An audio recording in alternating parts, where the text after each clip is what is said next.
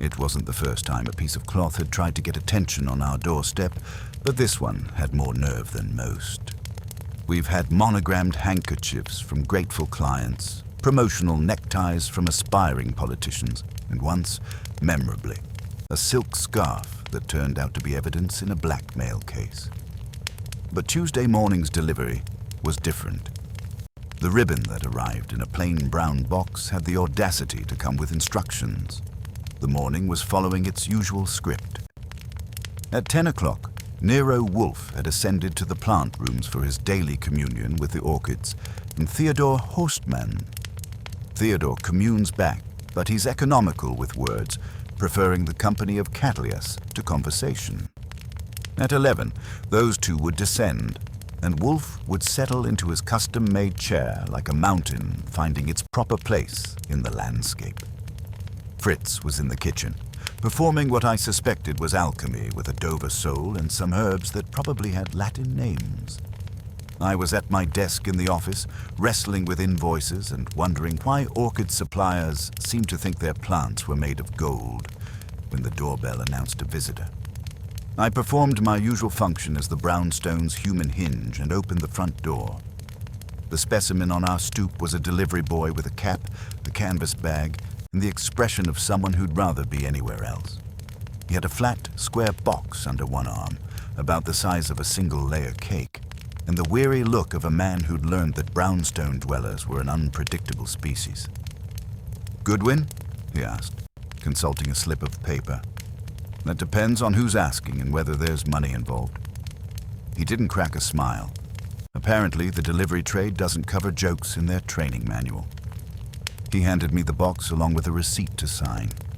The package was wrapped in clean brown paper that had the good sense not to be festive, and there was a length of silk ribbon draped over it.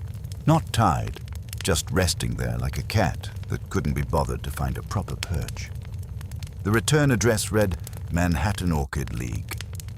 The label on top, typed with letters that looked like they'd escaped from a museum, declared, "For Nero Wolfe, to be tied when he can." "Who gave you this?"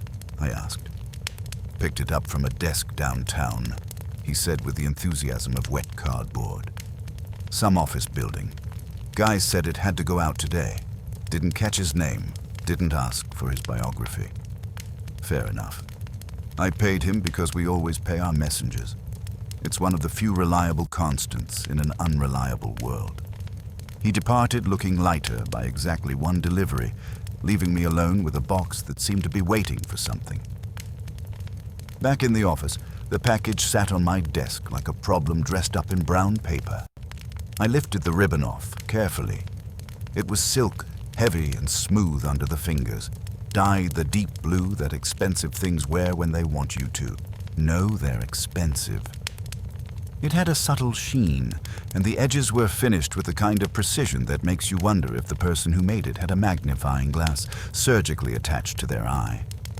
I gave it a shake. It maintained a dignified silence. The paper around the box whispered secrets when I slit it open. Inside, there wasn't cake, which was disappointing but not surprising. What I found instead was a coil of the same blue ribbon, maybe 2 arm lengths worth, rolled as neatly as a drill sergeant's expectations. Tucked beneath it was a small card on cream-colored stock, the kind of paper that costs more per sheet than most people spend on lunch.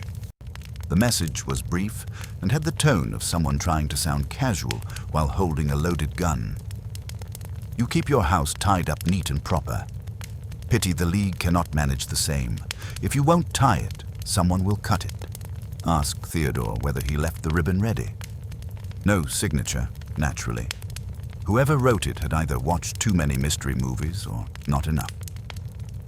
I turned the card over. The back was clean except for the papermaker's watermark, a small flourish that suggested quality without shouting about it. The box carried a faint scent of flowers, violet maybe, and something else underneath. Something metallic, like the smell of old keys or nervous sweat on a brass doorknob. At 11 o'clock precisely, I heard the familiar sounds from upstairs. Wolfe's measured tread on the stairs, Theodore's lighter footsteps behind him. They descended like a symphony in two movements, the bass drum followed by the piccolo. Wolfe entered the office and paused when he saw the box, his eyebrows performing the subtle dance that meant his brain had shifted into a higher gear. Theodore appeared in the doorway, took one look at the scene, and vanished again with the discretion of a man who'd learned when not to be part of the furniture. "What?" Wolfe said, his voice emerging from somewhere near his shoes. "Is that?" "A ribbon with an attitude problem," I told him. "The Manhattan Orchid League has sent you something to tie, apparently on their schedule rather than yours. You've been accused of maintaining order in this house while they can't manage the same trick." I handed him the ribbon and the card. He accepted both without sitting, which was his way of signaling that the ribbon had accomplished something most visitors couldn't. It had gotten his complete attention. He let the silk run through his fingers with the careful attention he usually reserved for rare orchids or perfectly prepared meals. His nostrils flared slightly, which in Wolfe's vocabulary was equivalent to a double take. "Phooey," he said, which was his way of expressing displeasure without committing to actual profanity. "Moire silk, French weave, with a cotton core. The League uses such material for their award ribbons: blue for first place, red for second, white for third. They purchase from a supplier on 38th Street, one Paxton, who has a reputation for quality work and flexible ethics. You remember the supplier, but not whether you like him. I remember the ribbon because it matters. I remember the man because he occasionally disappoints." He examined the card again, his mouth settling into the expression he wore when contemplating human folly.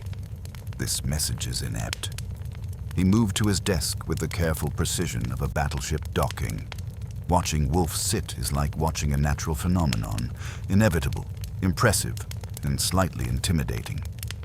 "Inept how?" I asked. If the writer expected me to be disturbed by the mention of Theodore, they misjudged their audience, he said. Theodore is perfectly capable of defending himself against ribbon-related accusations. However, the timing is interesting. Interesting enough to take the case? There is no case yet. There is merely a ribbon and a suggestion. He settled back in his chair, his hands folded over his considerable midsection. "Call the Manhattan Orchid League. Speak to whoever answers. Tell them we received their package." I dialed the number. Manhattan has always been full of leagues and societies, each with its own phone number and its own particular brand of organized chaos. This one was answered by a woman whose voice had the crisp efficiency of someone who'd learned to handle crises before her morning coffee. "Manhattan Orchid League, this is Nella Brooks speaking. Archie Goodwin, calling for Nero Wolfe. We received a package this morning with your return address." There was a pause that lasted just long enough to be uncomfortable. "I beg your pardon. We sent no package to Mr. Wolfe." "Well, someone did. Brown box, blue ribbon, and a note suggesting we ask Theodore about something he left ready." "Theodore?" Her voice sharpened. "Theodore Horstman, but he's—" She stopped herself. "Mr. Goodwin, I think there's been some confusion. We've had no communication with Mr. Wolfe's establishment. However, I must say, the timing is rather peculiar." "Peculiar how?" "We're having difficulties with our annual competition. Last night, during the preliminary judging at Mrs. Vale's townhouse, there was an incident involving a blue ribbon. Our head judge has resigned in protest, claiming sabotage. We're trying to salvage the situation before tonight's main event." Wolfe's eyes opened. He'd been listening, of course. Wolfe always listens, even when he appears to be contemplating the ceiling or the mysteries of digestion. "Miss Brooke," he said, taking the phone from me. "This is Nero Wolfe. Your difficulties with ribbons and judges are not my concern. However, someone has used your organization's name to send me a message, and that is my concern. You will come to my office at 6 o'clock this evening. Bring with you everyone who was present at last night's judging." "Mr. Wolfe, I don't think—" "You will also bring your head judge, resigned or not. And you will bring a complete explanation of what occurred with your blue ribbon." His voice carried the weight of finality. "My fee will be $5,000, payable upon resolution of this matter. 5,000. Good day, Miss Brooke. He hung up and looked at me with the expression of a man who just committed himself to something he wasn't entirely sure he wanted to do. So we're taking the case of the mysterious ribbon? I asked. We are taking the case of someone who thinks they can use my house as a message board, he corrected. The ribbon is merely the medium. The message, I suspect, is considerably more complex. He picked up the coil of silk and examined it again. Put this in the safe, Archie, along with the card and the box, and call Saul Panzer. Tell him to be here at 5:30. Saul? For a ribbon case? For whatever this case decides to become, Wolfe said. In my experience, when someone goes to the trouble of involving Theodore in their schemes, they rarely stop at ribbons. I went to the safe, wondering what we were getting ourselves into. The ribbon felt heavier than it should have as I locked it away, as if it carried more weight than just silken thread. When I turned back, Wolfe was staring at the doorway with the expression of a man who could already see the parade that was coming. And knowing Wolfe, there would definitely be a parade. The only question was whether we'd be leading it or trying to get out of its way. If you've never felt a brownstone bristle, you've missed one of life's more instructive experiences. Our house doesn't throw tantrums or slam doors. It simply tightens, like a well-tailored suit that's decided its wearer has gained weight. The rugs develop texture, the stairs clear their throats with each footstep, and the office takes on the alert, measuring attention of a maitre d', who has just discovered that tonight's reservation list includes both his ex-wife and her divorce attorney. By 5 o'clock, the house had that feeling, and Fritz's movements in the kitchen had acquired the precise rhythm of a man preparing for siege conditions. At 4:58, Theodore appeared in the office doorway with the cautious posture of a man approaching the edge of a cliff. His usually pristine work clothes showed traces of potting soil, and his expression carried the particular wariness of someone whose name had been mentioned in connection with mysterious ribbons. "Mr. Wolfe," he said, his voice carrying the careful neutrality he reserved for discussions of plant diseases and unwelcome publicity, "I did not leave any ribbon ready.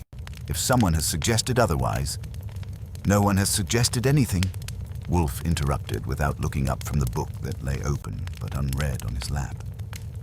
"Someone has implied. Phooey. If I suspected you of complicity in ribbon-related conspiracies, I would have summoned you rather than waiting for your conscience to deliver you." Theodore's shoulders dropped, half an inch, which for him was equivalent to a sigh of relief. "I have no involvement with the League's ceremonial materials," he said with the dignity of a man who considered such things beneath his professional standards. "They once requested cuttings from the collection. I declined in terms that discouraged repetition of the request." "Naturally," Wolfe said. "Return to the orchids. They require less explanation than people." Theodore departed with the measured steps of a man whose territory had been confirmed secure. Wolfe's gaze drifted toward the safe, and I knew we were both thinking the same thing.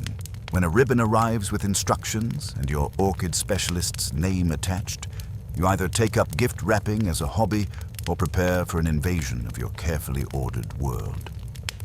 At 5:30 precisely, Saul Panzer materialized in our doorway with the quiet efficiency of morning fog.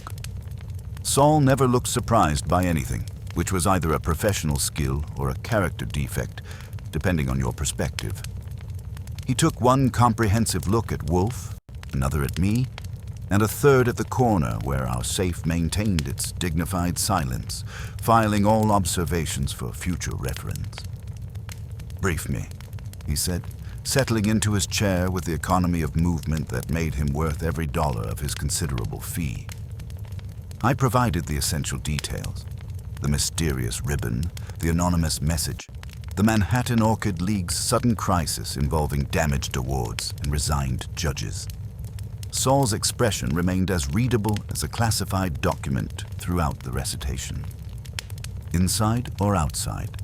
he asked when I finished. "Outside," Wolfe said, his voice carrying the weight of certainty. "You will observe arrivals. departures, and any lingering on our sidewalk. If someone remains visible for more than 30 seconds after leaving this house, you will follow without being followed." "Understood," Saul said, and vanished toward the front of the house to establish whatever invisible surveillance post he'd selected. Saul's ability to watch without being watched was one of the reasons Wolfe kept him on retainer. At 6 o'clock, the doorbell announced the arrival of our evening's entertainment. I opened the door to find 3 individuals who had clearly spent their day wondering whether they were about to be accused of something. The first was Nella Brooke, a woman in her early 40s whose navy suit and leather portfolio suggested she'd built a career on making other people's problems disappear efficiently. Behind her stood Mrs. Agatha Vale, a woman whose silver hair and sable collar announced that she'd never encountered a problem that couldn't be solved with the proper application of money and social pressure. The third member of their delegation was Dr. Lionel Severin, a tall, thin man whose posture suggested he'd spent decades bending over microscopes and had developed the permanent stoop to prove it. "Mr. Goodwin," Nella Brooke said, her voice carrying the strain of someone who'd spent the day managing a crisis. "Thank you for seeing us. This is Mrs. Vale, at whose home last night's preliminary judging took place, and Dr. Severin, our former head judge." Former being the operative word, Dr. Severin added with the bitter precision of a man whose professional pride had been wounded. He carried a small leather case as if it contained evidence. At 5:30 sharp, Saul Panzer materialized at our front door with his usual talent for arriving without seeming to have traveled.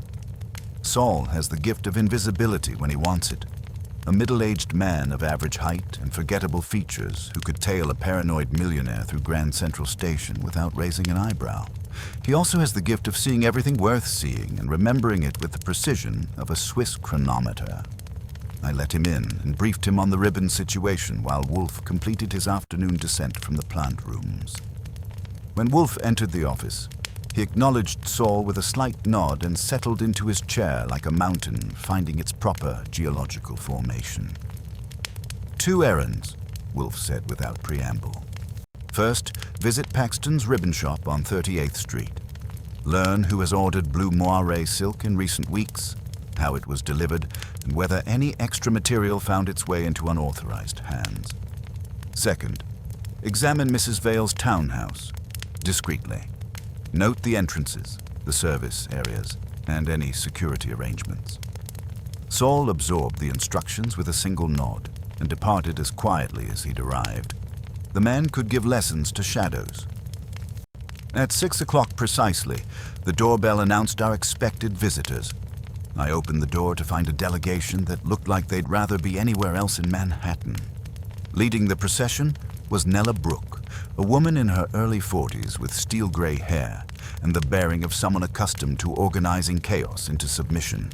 She wore a navy suit that had cost serious money and carried herself with the competent authority of a field marshal disguised as a secretary. Behind her came Mrs. Lucinda Vale, and one look told you everything you needed to know about old New York money.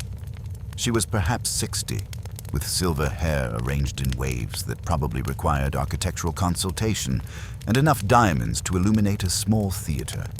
Her expression suggested she found our brownstone quaint in the way wealthy people find poverty picturesque.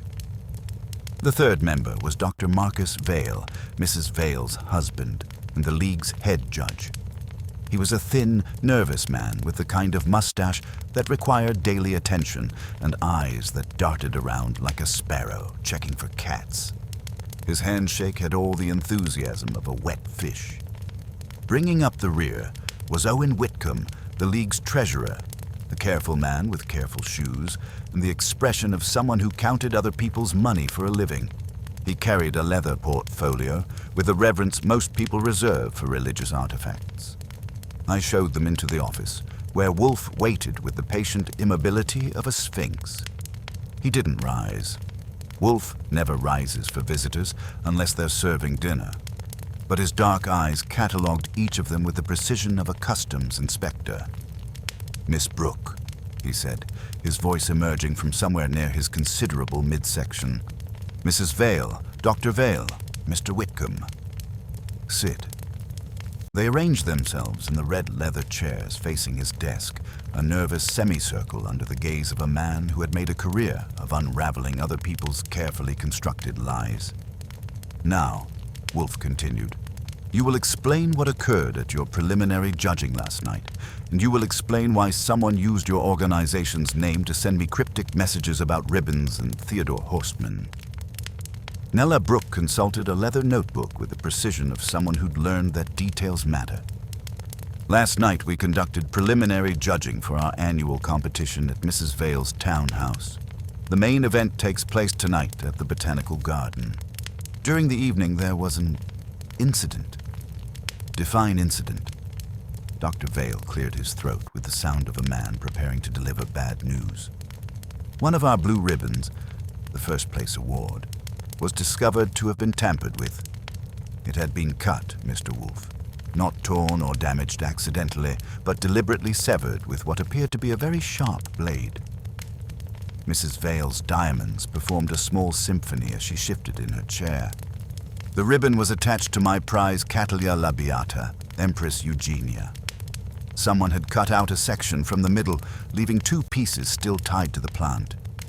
It was an act of pure malice. Wolfe's eyebrows performed their subtle dance. Who discovered this mutilation? I did, Owen Whitcomb said, speaking for the first time. His voice was precise, like a man reading from a ledger. During the final tallying, I was collecting the ribboned plants for photography. When I lifted Mrs. Vale's orchid, I noticed the ribbon felt wrong. Upon examination, I found that approximately 1 inch had been cleanly removed from the center. And you detected an odor?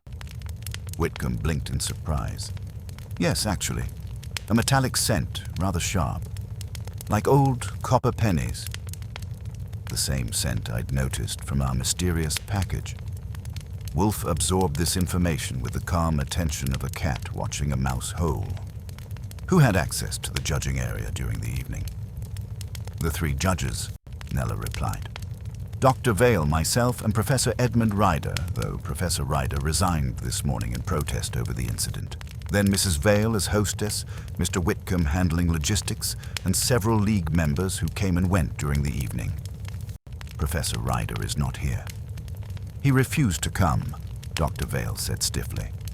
He's convinced the entire competition has been compromised and wants nothing more to do with the league. Wolfe leaned back slightly, which was his way of signaling that the conversation had become interesting. Compromised how?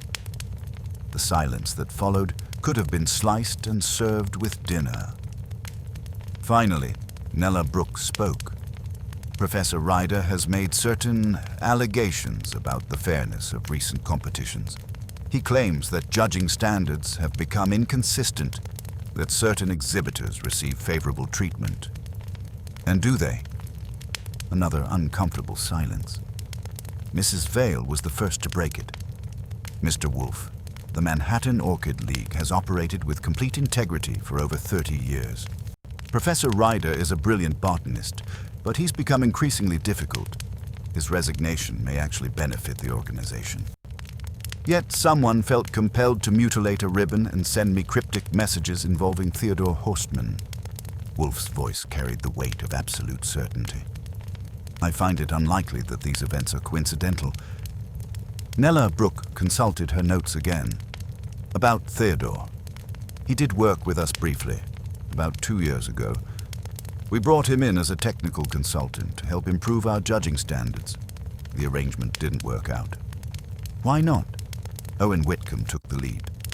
Theodore is exacting about proper procedures. He felt our competition standards weren't rigorous enough. There were disagreements about exhibitor qualifications, judging criteria, that sort of thing. Eventually, we agreed to part ways. Wolfe studied each of them in turn, his gaze moving from face to face with the methodical precision of a lighthouse beam. When he was satisfied with whatever he'd seen, he spoke again. Very well. You will proceed with tonight's competition as planned. Archie will attend as my representative. In the meantime, I will require complete files on all entries, your judging criteria, and financial records for the past 2 years. Financial records? Whitcomb's voice climbed half an octave. Surely that's not necessary. It is necessary, because I have decided it is necessary, Wolfe said with finality. You have involved me in your difficulties. I will resolve them in my own way, using whatever information I deem relevant. Mrs. Vale drew a checkbook from her handbag with the resigned air of someone accustomed to solving problems with money. If $5,000 will ensure discretion and resolution, Mr. Wolfe, you'll have both. It will ensure my attention, Wolfe corrected. Discretion and resolution depend on what I discover. As they filed out, I caught Wolfe staring at the spot where the ribbon box had sat on my desk. His expression suggested he was working on a puzzle that had more pieces than anyone had bothered to mention. So what do you think? I asked, after the front door closed behind them. I think, Wolfe said slowly, that someone is playing a very careful game with very high stakes. And I think we have not yet met the most important players. A circle of suspects. After our visitors departed, I spent an hour on the phone tracking down the missing pieces of the Manhattan Orchid League puzzle. By the time Saul returned at 8:30, I had a clearer picture of the players and their motivations, and a growing suspicion that the cut ribbon was just the opening move in a much more complex game. Saul settled into the red leather chair with the economy of movement that made him so effective at his job. Paxton's shop first, he reported. The league placed an order 3 weeks ago. Blue, red, and white moire silk, enough for a full competition. Delivered to Mrs. Vale's townhouse the afternoon of the judging. But here's the interesting part. Paxton received a second order 2 days later. One spool of blue silk, paid for in cash, picked up by a woman with dark hair and expensive gloves. Wolfe's eyes opened slightly. Description? Paxton's assistant handled the transaction. Mid-30s, well-dressed, spoke with what he called a finishing school accent. She claimed to be making award ribbons for a garden club charity event. And Mrs. Vale's townhouse. 3 entrances. Front door, service entrance, and a delivery door that opens onto the alley. The service entrance sees the most traffic. Staff, deliveries, maintenance. The judging took place in the conservatory on the 2nd floor, with ribbons and supplies stored in an adjacent study. No security cameras inside, but the staff uses a back staircase that connects the kitchen to the upper floors. Someone familiar with the house could move around without being seen. I made notes while Saul talked, building a mental map of the evening's possibilities. Wolfe listened with the patient attention of a cat watching a mouse hole. Now, I said, consulting my own notes, let me tell you about our missing players. Professor Edmund Ryder had been surprisingly willing to talk once I reached him by phone. He lived alone in a book-lined apartment on East 74th Street, surrounded by botanical journals and nursing grievances against the League's recent policies. The corruption started 2 years ago, he'd told me, his voice sharp with academic indignation. New membership policies, relaxed entry requirements, different judging criteria. They claimed they wanted to modernize, attract younger members. What they really wanted was to attract richer members. According to Ryder, the same small group of exhibitors had begun winning awards with suspicious regularity. Plants that had previously placed poorly, suddenly taking blue ribbons, often in categories where the judging criteria seemed to have shifted in their favor. Theodore documented everything, Ryder had said. Names, dates, financial records, photographic evidence. He compiled what he called his ribbon file, a complete record of every questionable decision, every suspicious result. When he presented it to the board, they asked him to resign within a week. The other missing piece was Julian Croft, a prominent collector who declined to attend our meeting. According to Nella Brooke, Croft was a fierce competitor who'd won the League's top prize twice before. His Cattleya nobilia had placed second to Mrs. Vale's orchid the previous evening, a loss that reportedly left him furious. Croft doesn't lose gracefully, Nella had confided. He's been heard to say that Mrs. Vale's recent success is due more to her checkbook than her horticultural skills. Then there was Evelyn Reed, the botanist who'd served as the third judge. She'd begged off our meeting with a convenient migraine, but her reputation preceded her. Known for scientific precision and an outspoken nature, she'd clashed with Dr. Vale over judging criteria and had questioned several recent award decisions. I finished my summary and looked at Wolfe, who had been listening with his eyes closed but his attention fully engaged. 5 suspects, I said. Mrs. Vale, who had access and motive to protect her reputation. Dr. Vale, who's been winning suspiciously often lately. Julian Croft, who lost to Mrs. Vale and doesn't like losing. Evelyn Reed, who's been questioning the league's integrity. And Owen Whitcomb, who handles the money and would know if anything irregular was happening financially. 6, Wolfe corrected. You're forgetting Professor Ryder, who resigned in protest and might have staged the incident to justify his accusations. He opened his eyes and looked at me with the expression of a man who'd just committed himself to something he wasn't entirely sure he wanted to do. The copper scent is significant, he said. Copper compounds are used in fungicides for orchid care, but they're also used in certain dye processes. If our mysterious ribbon bore such a scent, it suggests either recent contact with fungicide or a ribbon treated to hold its color, possibly one from Paxton's second cash purchase. So someone bought an extra ribbon, treated it or handled it with copper-stained hands, cut a piece from Mrs. Vale's award, and sent us the evidence. Someone wanted to ensure we understood the connection, Wolfe agreed. The question is whether they wanted to expose corruption or protect it. He reached for the button that would summon Fritz, signaling that his brain had shifted into a higher gear. Call the botanical garden, confirm the arrangements for tonight's competition, then call Theodore and ask him to join us for dinner. It's time we learned exactly what was in his ribbon file and why someone thinks it's worth cutting ribbons to keep it hidden. As I reached for the phone, I found myself thinking about the careful precision of that cut ribbon, the metallic scent that had lingered on silk, and the message that had started it all. Someone had gone to considerable trouble to draw Nero Wolfe into this particular web of botanical intrigue. The question was whether they'd calculated correctly what happens when you poke a sleeping giant with a very sharp stick. In my experience, they usually hadn't. Thursday morning began with Theodore Horstman's version of breakfast conversation, which is to say, he spoke in complete sentences and didn't flee the room when I entered the kitchen. Fritz was performing his usual magic with eggs and coffee, and Theodore was consuming both with the methodical precision he brought to everything else in life. The ribbon file, I said, settling into my chair with a cup of Fritz's coffee. Tell me about it. Theodore set down his fork with the care of a man handling explosives. Complete documentation of irregularities in league judging over 2 years. Names, dates, financial records, photographic evidence of plants that won awards they shouldn't have earned. And the copper smell? Bordeaux mixture, he said promptly. Copper sulfate and lime, standard fungicide for orchid care. Also present in certain dye fixatives, though using it on silk ribbon would be wasteful and unnecessary. I made notes while Theodore continued his breakfast and his explanation. The Vale Prize Fund had been established 2 years ago, ostensibly for outreach and education.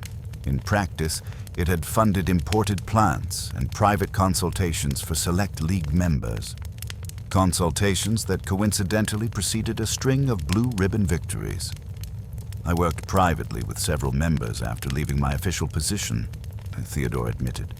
Mrs. Vale wanted to improve her cultivation techniques. Dr. Vale claimed he needed technical knowledge to better evaluate entries. I discovered he was actually investigating his wife's success. That stopped my pen in mid-note. The head judge was investigating his own wife. Dr. Vale suspected favoritism, but couldn't prove it without appearing vindictive. He hoped I would document problems independently. Theodore's mouth compressed into its familiar line of disapproval. I documented everything, he lost his nerve. By 9:30, I was standing in the conservatory of Mrs. Vale's East 72nd Street townhouse, breathing air thick enough to bottle and sell as atmosphere.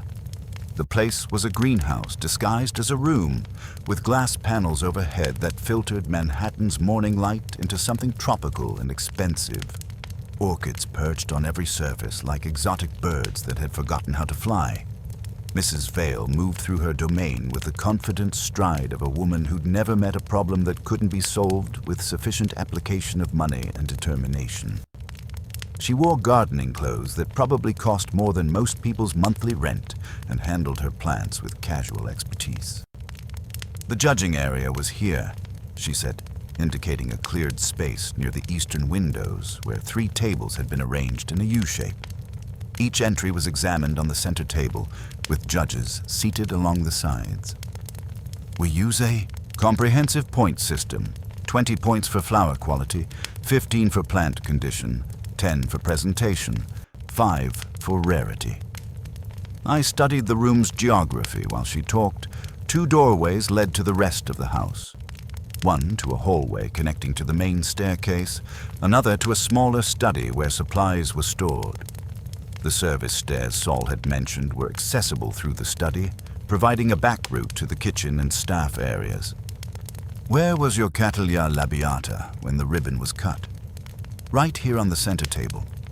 After judging concluded, we left the ribboned plants in place for photography. Owen was collecting them when he discovered the damage. The plant in question dominated its corner, a magnificent specimen with blooms the size of dinner plates and a fragrance that suggested expensive perfume mixed with tropical rain.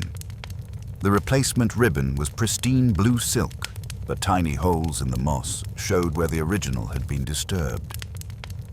"Mrs. Vale," I said, closing my notebook, "Theodore mentioned he worked with you privately. What kind of consultation did you receive?" Her smile acquired the careful quality wealthy people wear when discussing money with the help. "Theodore helped me understand proper cultivation techniques and judging criteria. His expertise was invaluable in developing my collection." "Valuable enough to justify a string of blue ribbons?" The smile stayed in place, but her eyes sharpened. "Mr. Goodwin, I've invested considerable time and money in developing my collection.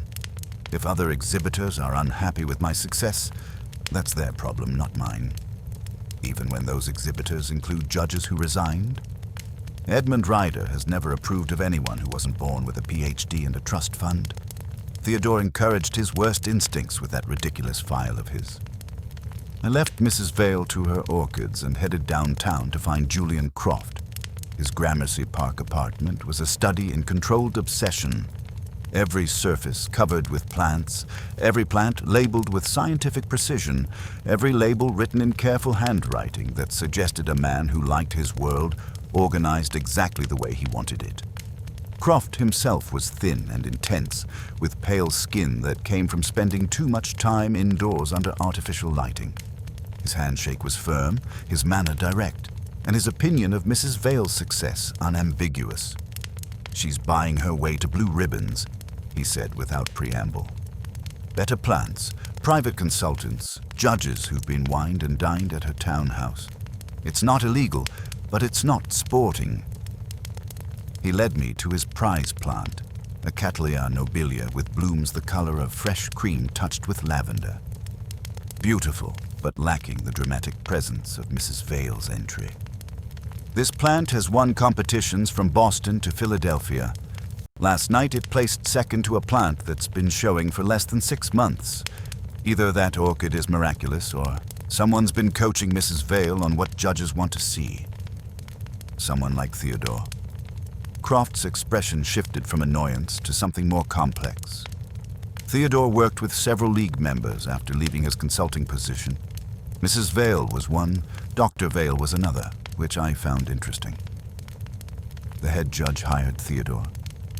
For about 6 months, Marcus claimed he wanted to improve his technical knowledge, but Theodore told me he was really trying to understand how judging decisions were made. Theodore thought Marcus was building a case against his own wife. The evening found me at the New York Botanical Garden, where the main conservatory had been transformed into a glittering arena for the Manhattan Orchid League's annual competition. The air was thick with exotic blooms, expensive perfume, and the nervous energy of people trying to impress each other. I found Owen Whitcomb near the ribbon preparation area, a side room that smelled like starch and flowers. A long table held spools of moire silk in patriotic colors, each labeled with typed tags. Scissors, pins, waxed thread, the complete grammar of ceremonial decoration. A young woman with a clipboard looked up when I entered. Whitcomb introduced her as Sarah, one of the volunteers handling ribbon preparation. "Anyone else handle the supplies besides you two?" I asked Sarah. She hesitated, guilty about something small. "A woman asked to borrow the scissors yesterday evening to trim a tag," she said. Dark hair, very polished, expensive gloves. She returned them, but they smelled odd afterward. "Like pennies?" She nodded. I examined the scissors and found a faint bluish stain along the pivot, the kind that holds on like a grudge. I slipped them into an evidence envelope, leaving a note that they were on loan to quality control. Back in the main hall, I spotted Evelyn Reed near a display of miniature orchids, explaining something to a bewildered donor. She had dark hair, sharp eyes, and the bearing of someone accustomed to being the smartest person in the room. "Evelyn Reed," she said when I introduced myself. "You must be Wolfe's legs." "I enjoy the legs," I told her. "What I don't enjoy is people who claim migraines but show up looking perfectly healthy." She gave me a look that could sterilize equipment. "I had a sudden recovery, Mr. Goodwin. These things happen, particularly when one learns that important events are proceeding without proper oversight." "You mean the judging?" "I mean the charade. Dr. Vale has allowed the League to become a social club with orchids. Standards shift like sand dunes. We were halfway through preliminary judging when Mrs. Vale's cattleya received its inevitable anointment." "You examined the cut ribbon?" "Briefly. The cut was clean. A single draw with a sharp blade. Garden shears would have chewed the threads. This was precise work, possibly a scalpel or fine knife." "Speaking of scalpels," I said, "Dr. Vale carries one." "Marcus carries many things, Mr. Goodwin. A conscience isn't one of them." I found Dr. Marcus Vale near his wife's prize-winning orchid, looking like a man whose stomach disagreed with his conscience. When I introduced myself, he tried to look offended and settled for tired. "This whole affair is a nightmare," he said, barely looking at me. "My wife is distraught. The League is in chaos. Professor Ryder's accusations are completely unfounded. But you hired Theodore to investigate those accusations."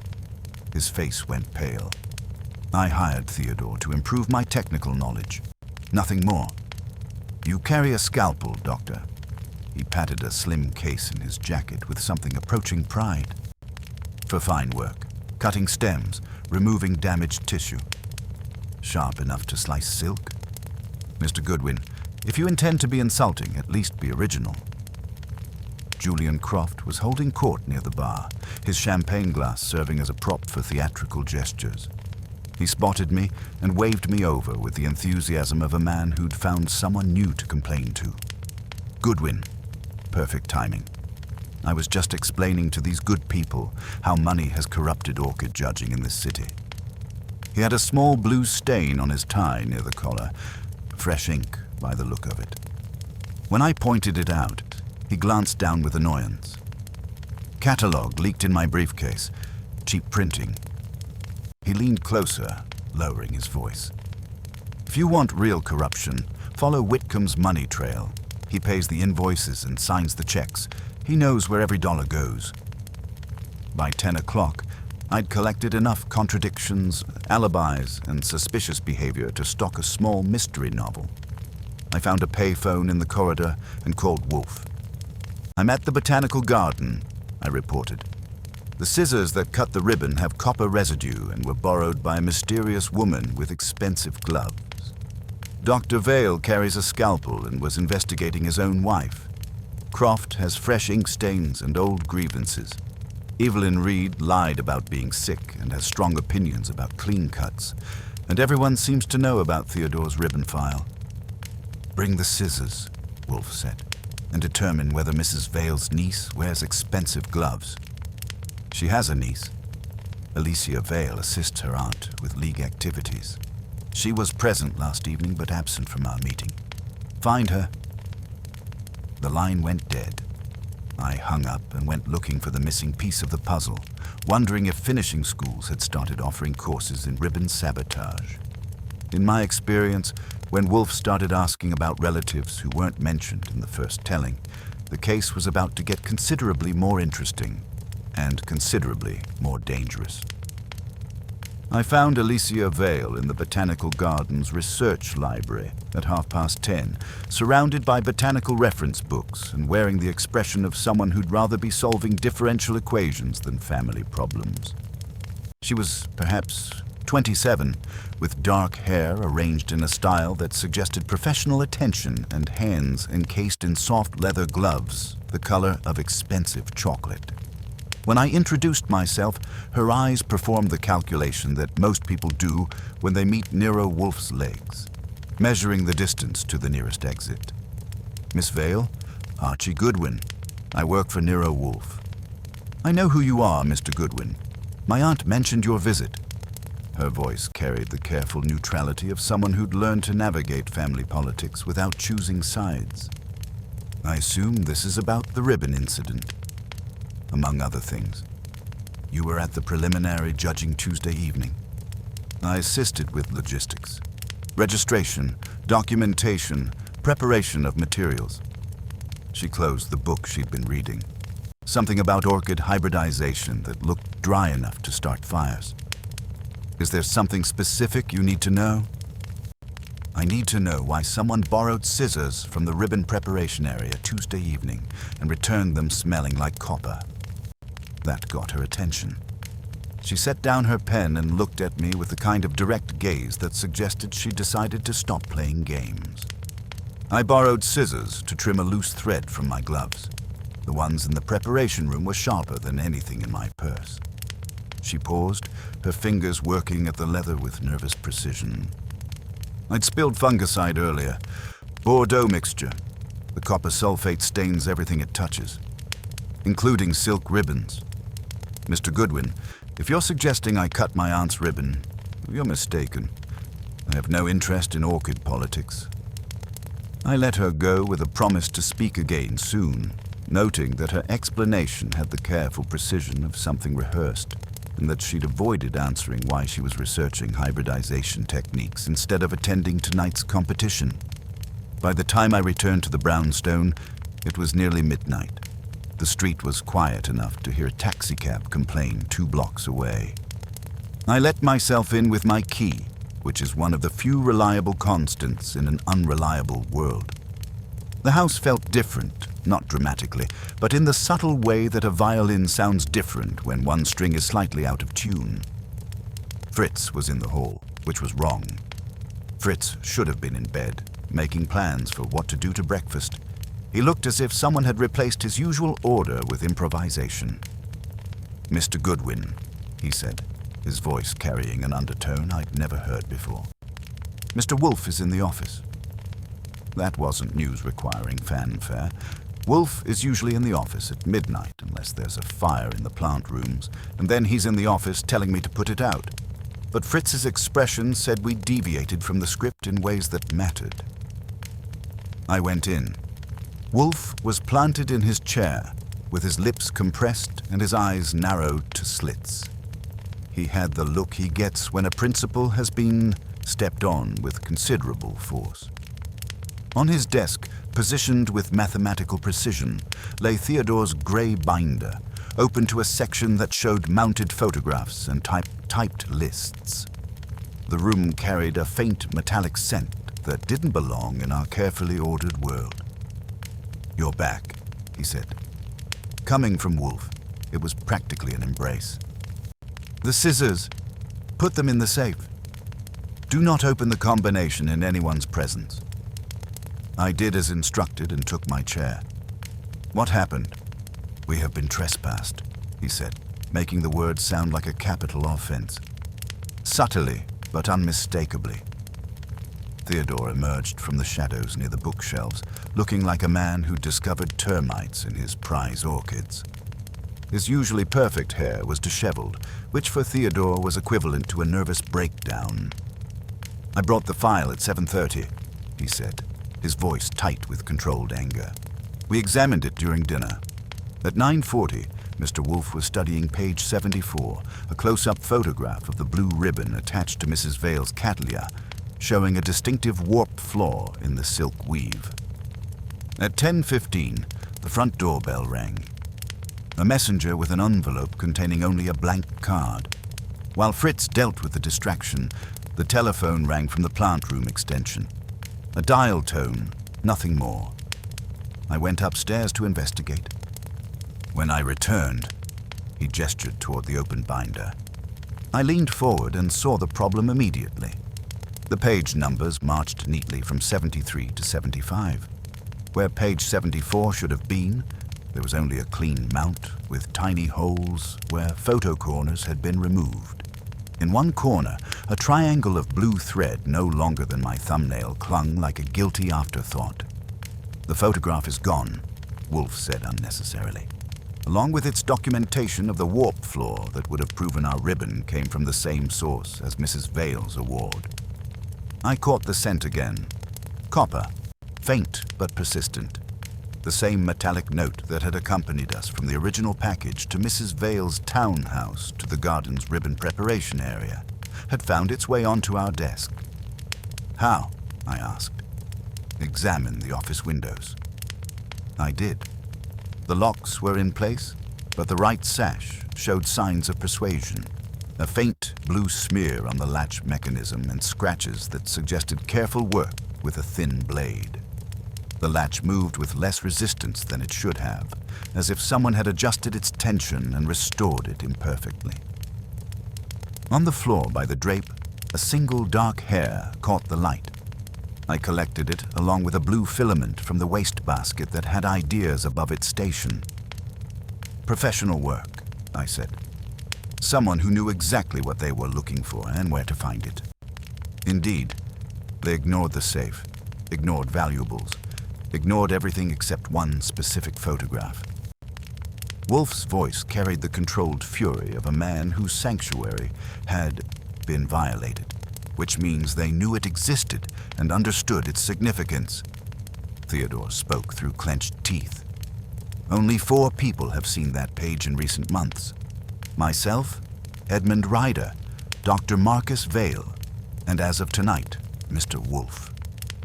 5, Wolfe corrected grimly. "Our uninvited visitor makes 5. The implications settled over us like fog. Someone with inside knowledge had orchestrated a careful break-in, using professional techniques and precise timing to steal the one piece of evidence that could definitively link the mysterious ribbon to Mrs. Vale's award. The messenger and telephone call were coordinated distractions, I said. Someone who knew our routines, our security arrangements, our filing systems. Someone who understood that the photograph represented a direct threat to their interests. Wolfe agreed. The question is whether they acted to protect Mrs. Vale's reputation or to preserve a larger scheme. I spent the next hour examining the brownstone's exterior approaches. The front areaway yielded a cigarette butt with lipstick the color of expensive wine, ground into the stone by a narrow heel. The service entrance showed a pale blue smear on the gate hinge at thumb height, the same shade as the residue on the office window latch. The garden gate had been undisturbed, but the alley beyond carried the lingering scent of expensive perfume mixed with copper. When I returned to the office, Wolfe hadn't moved, but his expression had darkened considerably. "Lipstick," I reported. "Expensive gloves. A woman with access to fungicide and the skills to pick locks without damaging them. Someone familiar enough with our house to know the service entrance route and confident enough to work while we were home. Miss Alicia Vale continues to acquire my attention," Wolfe said. Her explanation for the copper-stained scissors was plausible but convenient. Her absence from our meeting was notable. Her presence at the judging was confirmed. Want me to bring her in tonight? No. He made the sound he reserves for suggestions involving unnecessary exertion. Tomorrow morning at 10 o'clock. By then, we will have changed the locks on all ground floor entrances and installed additional security on the office windows. Call Saul Panzer at 7 and ask him to position himself near Mrs. Vale's townhouse at 8:30. He will observe Miss Alicia's morning routine and note any unusual activity. Theodore cleared his throat with the delicacy of a man delivering bad news. The photograph was unique, Mr. Wolfe. Without it, we cannot prove the ribbon connection definitively. Wolfe lifted one finger, which in his vocabulary was equivalent to a complete rebuttal.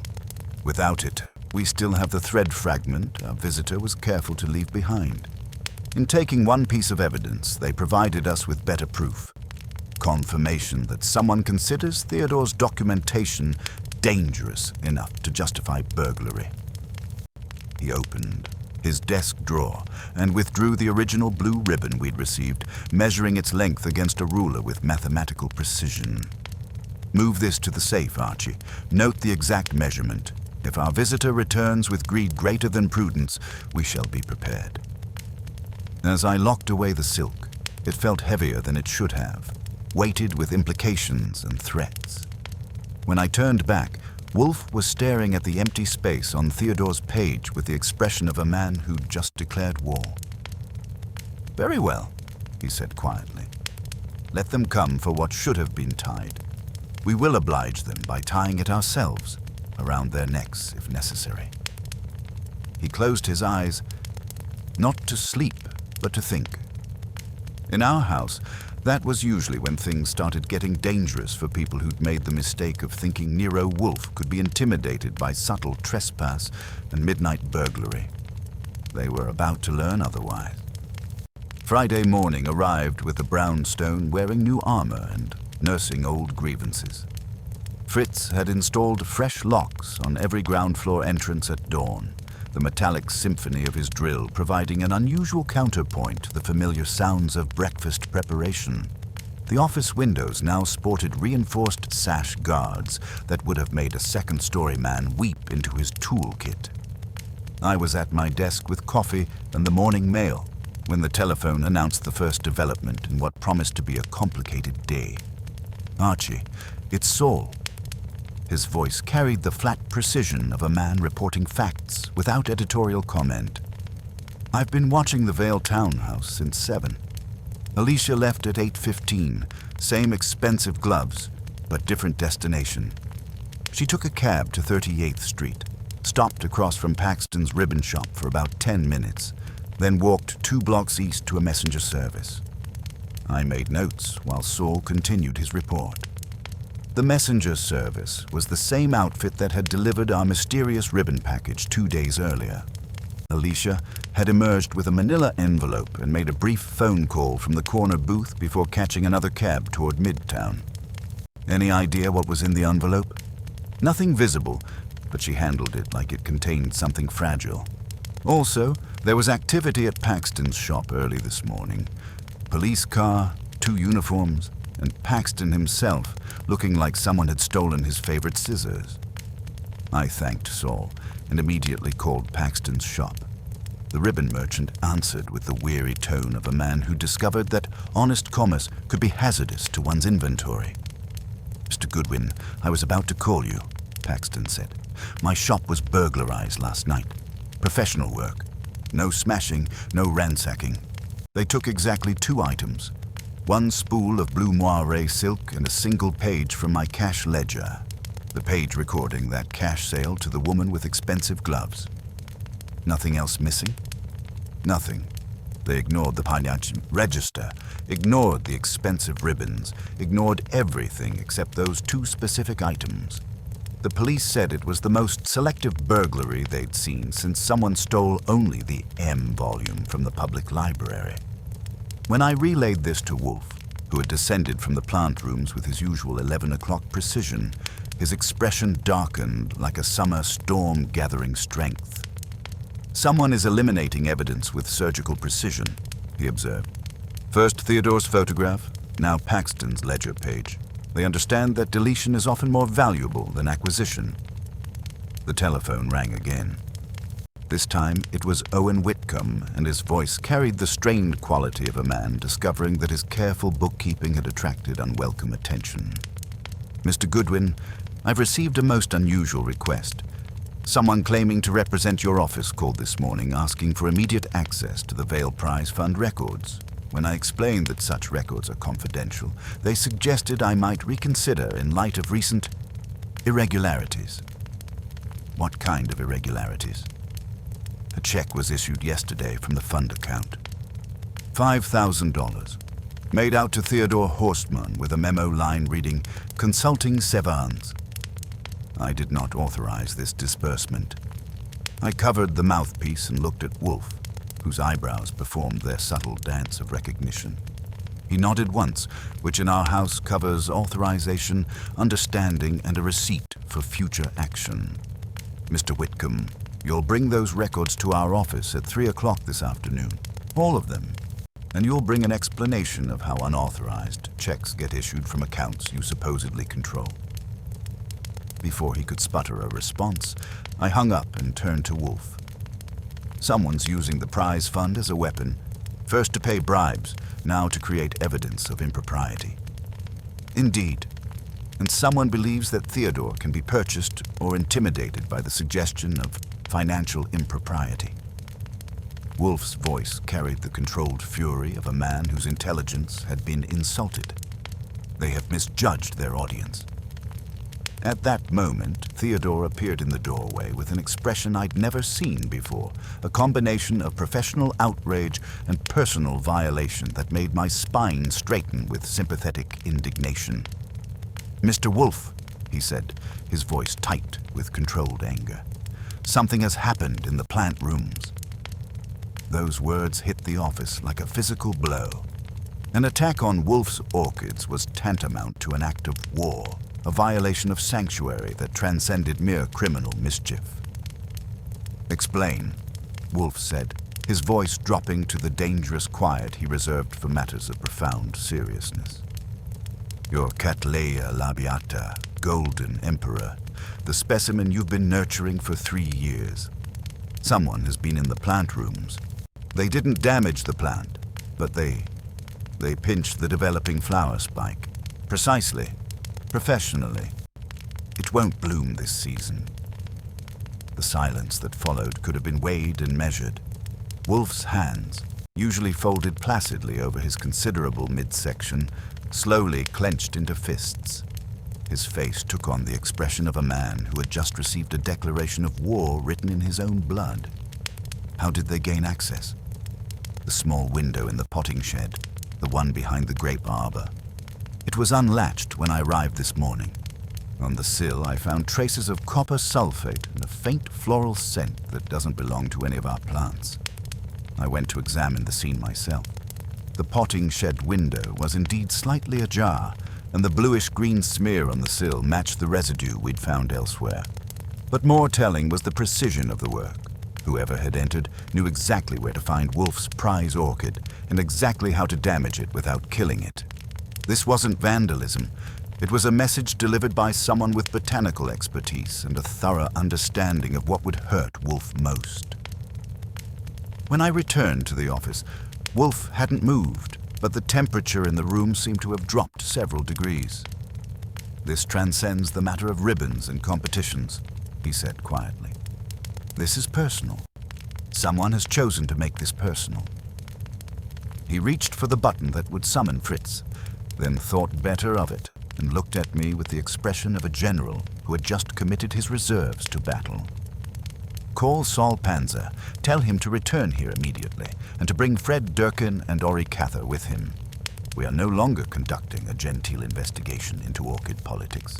We are hunting someone who has made the grave error of violating my home and damaging my plants." I made the calls while Wolfe sat in his chair like a mountain contemplating avalanche. When I finished, he spoke again, his voice carrying the weight of absolute certainty. "Also call Inspector Kramer. Inform him that we have information regarding multiple burglaries, fraud involving a charitable fund, and what may constitute organized conspiracy. Tell him we may require his assistance this afternoon. You want the police involved now? I want the police available, Wolfe corrected. Someone has escalated this matter beyond the boundaries of civilized discourse. They have attacked my orchids, violated my home, and attempted to corrupt my staff with clumsy bribery. Such behavior requires consequences more severe than social embarrassment. The telephone rang again. Saul Panzer, reporting from his surveillance post. Alicia Vale just returned to the townhouse, he said. But she's not alone. Julian Croft is with her, and they're both carrying packages that look like they came from the same messenger service. They went straight inside through the service entrance. Stay on them, I told him. And note anyone else who shows unusual interest in the Vale residence. When I relayed this to Wolfe, he nodded with grim satisfaction. The conspirators are consolidating their resources, he observed. Miss Alicia and Mr. Croft, united by their grievances against Mrs. Vale and their willingness to employ criminal methods. They believe they have successfully eliminated the evidence against them and intimidated us into withdrawal. Have they? Wolfe's smile was not pleasant to witness. They have succeeded only in transforming an intellectual exercise into a matter of personal honor. When someone attacks my orchids, Archie, they cease to be merely suspects and become enemies. And I deal with enemies differently than I deal with clients. He closed his eyes, not to rest, but to think. In our house, that usually meant someone was about to discover that there were consequences for underestimating Nero Wolfe's capacity for strategic retaliation. Very well, he said quietly. Let them believe they have gained the advantage. This afternoon, we will demonstrate the difference between pressure and precision, and we will ensure that certain ribbons are tied in ways they did not anticipate. The afternoon promised to be interesting in the way that thunderstorms are interesting to people who've forgotten to close their windows. I spent the rest of the morning checking our security arrangements and making sure our evidence was properly secured. In my experience, when someone makes the mistake of attacking Nero Wolfe's orchids, they usually discover that they've awakened something considerably more dangerous than a sedentary detective with expensive tastes. They were about to learn that lesson in ways they wouldn't soon forget. By 2 o'clock Friday afternoon, our brownstone had acquired the purposeful atmosphere of a military command post disguised as a gentleman's residence. The violation of Wolfe's orchids had transformed what began as an intellectual exercise into a matter of personal honor. And when Nero Wolfe's honor is engaged, the rules of engagement shift considerably. Saul Panzer arrived first, materializing at our front door with his usual talent for appearing without seeming to have traveled. Fred Durkin followed, bringing with him the kind of solid reliability that makes nervous people confess things they hadn't planned to mention. Ori Cather completed the trio, dressed with his characteristic attention to sartorial detail and wearing the expression of a man who enjoyed complicated assignments. They filed into the office and arranged themselves in the red leather chairs with the practiced efficiency of instruments returning to their proper cases. Wolfe surveyed them from behind his desk with the grim satisfaction of a general who had finally decided to stop playing defense. "Gentlemen," he began, his voice carrying the weight of absolute authority. "Someone has made the grave error of believing that Nero Wolfe can be intimidated by burglary, bribery, and botanical vandalism. They're about to discover the limitations of that strategy." He opened his center desk drawer and withdrew a sheet of paper covered with his careful handwriting. A battle plan that had been developing since the moment Theodore reported the damage to his prize orchid. "Mr. Panzer, you will return to your surveillance of the Vale townhouse. Miss Alicia and Mr. Croft are consolidating their resources, which means they are either preparing to flee or preparing to destroy evidence. Note every visitor, every departure, every package that enters or leaves. If they attempt to dispose of anything, follow it." Saul nodded once, which in his vocabulary covered understanding, acceptance, and a guarantee of results. "Mr. Durkin, you will visit the Manhattan Orchid League offices. Mr. Whitcomb's financial records require independent verification. Speak to the junior accountant, Phyllis, according to his testimony. Learn who has access to the accounting system, who has handled the Vail Prize Fund disbursements, and whether anyone has shown unusual interest in those records recently. Fred's grunt conveyed more menace than most people manage with complete sentences. He had a talent for making cooperation seem like the most attractive option available.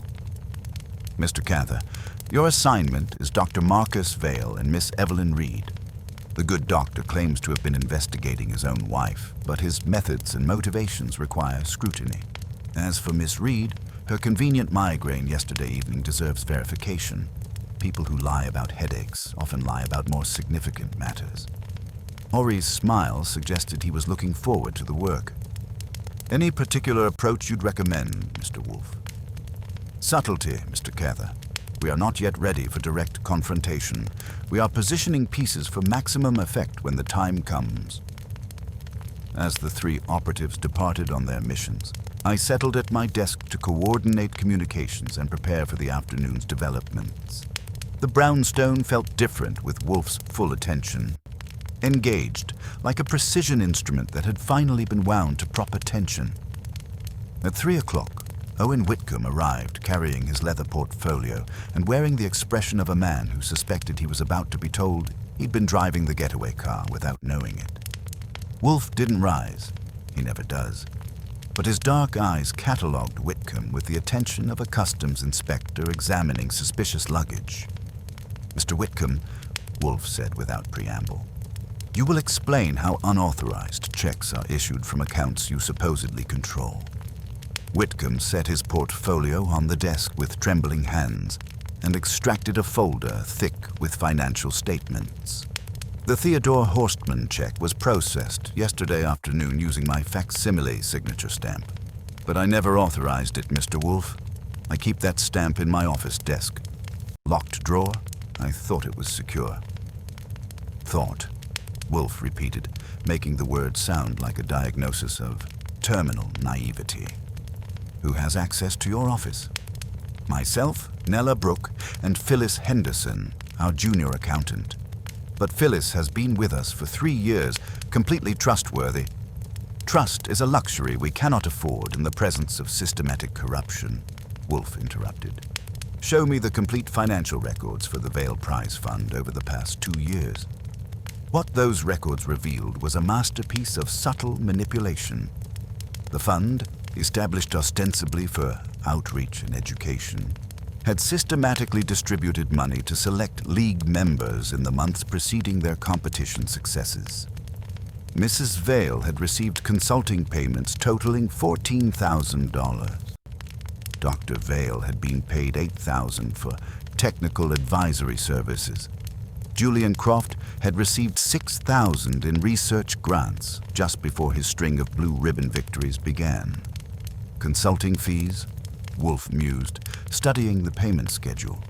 All legitimate on the surface, all carefully documented, all timed to precede dramatic improvements in competition performance. Someone has been very thorough in their corruption. The telephone rang. Saul Panzer, reporting from his surveillance post.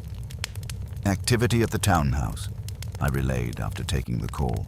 Alicia and Croft are burning papers in the fireplace. They've also received a visitor, Professor Ryder, looking agitated and carrying a briefcase. Wolfe's eyebrows performed their subtle dance of recognition. Professor Ryder, who resigned in protest and claimed to want nothing more to do with the League. How interesting that he should choose this particular afternoon for a social call. He reached for his telephone and dialed a number from memory. Miss Brooke, this is Nero Wolfe. I require your presence at my office at 5 o'clock this evening. Bring complete records of all prize fund disbursements and a detailed explanation of your accounting procedures. Also, bring your resignation letter. You will need it. He hung up before she could respond and turned his attention back to Whitcomb, who was beginning to understand that his role in this affair was considerably more complex than he'd realized. Mr. Whitcomb, you have been used as a front for systematic corruption. The question now is whether you were a willing participant or merely a convenient fool. Your answer will determine whether you leave here tonight or leave here with Inspector Kramer." Whitcomb's face went pale. "Inspector Kramer?" "I called him an hour ago," Wolfe said calmly. "He will arrive at 6 o'clock to take statements and, if necessary, make arrests. You have until then to decide which side of this matter you wish to occupy." The afternoon continued with the methodical precision of a Swiss chronometer. Fred Durkin called to report that Phyllis Henderson had been approached 3 weeks ago by a league consultant who offered to help streamline the accounting procedures. The consultant had been a well-dressed woman with expensive gloves who claimed to represent efficiency, experts hired by the board. Ori Cather's report on Dr. Vale was equally illuminating. The good doctor had been making regular visits to a private investigator's office, paying cash for surveillance reports on his own wife's activities. His bank records showed several large cash withdrawals that coincided with prize fund disbursements, money that had apparently been used to hire professional help in documenting his wife's suspicious successes. Dr. Vale suspected corruption but lacked the courage to confront it directly, Wolfe observed. Instead, he chose to document it while simultaneously benefiting from it. A most unsatisfactory approach to moral conflict. At 4:30, the telephone brought news that shifted the entire complexion of our investigation. Theodore, calling from the plant rooms, had made a discovery that explained several puzzling aspects of our case. "Mr. Wolfe," he said, his voice tight with controlled excitement, "I've been examining the copper sulfate residue from various evidence samples. The formulation is distinctive. It contains zinc oxide as a stabilizing agent, which is present in only one commercial fungicide mixture. And that mixture is sold where? Exclusively to botanical consultants and advanced collectors through a single supplier in Queens. I called them. They've sold only 12 units of this particular formulation in the past 6 months. Mrs. Vale purchased 3. Dr. Vale purchased 2, and Alicia Vale purchased 4, the most recent just last week." The pieces of our puzzle were finally arranging themselves into a coherent picture. Alicia Vale had not merely been assisting her aunt with league activities. She had been orchestrating a systematic campaign of corruption, using her botanical expertise and her access to family resources to manipulate competition results. The zinc oxide traces link her to every crime scene, I observed. The ribbon cutting, the burglary here, the break-in at Paxton's shop, even the damage to your orchid. Indeed. And now we understand why she was researching hybridization techniques at the Botanical Garden Library. She wasn't just cutting ribbons. She was preparing to sabotage specific plants if other methods failed. At 5 o'clock, Nella Brooke arrived, looking like a woman who'd spent the afternoon discovering that her professional reputation had been systematically undermined by people she trusted. She carried a briefcase and the expression of someone preparing to deliver very bad news. "Mr. Wolfe," she began, settling into the red leather chair with obvious reluctance. "I've reviewed our records as you suggested. There are irregularities that I hadn't noticed before." "Define irregularities." "The prize fund accounting shows a pattern of payments that I didn't authorize. My electronic signature was used, but I have no memory of approving these disbursements. Someone has been using our system to make payments without proper oversight." She opened her briefcase and extracted a thick folder. "What's worse, I've discovered that our judging criteria have been modified repeatedly over the past 2 years. Small changes, supposedly to modernize our standards, but they consistently favor the types of plants that have been winning recent competitions." Wolfe accepted the folder and studied its contents with the methodical attention he usually reserved for seed catalogs and wine lists. What he found confirmed our growing understanding of the conspiracy's scope and sophistication. "Miss Brooke," he said finally, "you have been manipulated by experts. Your league has been systematically corrupted through a combination of financial incentives, modified standards, and carefully orchestrated pressure. The question now is whether you will assist in exposing this corruption or continue to serve as its unwitting instrument." Before she could answer, the doorbell announced another arrival. Saul Panzer entered with Professor Ryder, who looked like a man who'd spent the afternoon discovering that his moral outrage had been weaponized by people with considerably less noble motivations. "Professor," Wolfe said, "I trust your visit to the Vale townhouse was illuminating." Ryder took the remaining chair and set his briefcase on the floor with the careful precision of a man handling explosive materials. "They wanted to buy my silence, Mr. Wolfe. Alicia offered me $50,000 to withdraw my accusations and publicly endorse the League's current practices." "And your response?"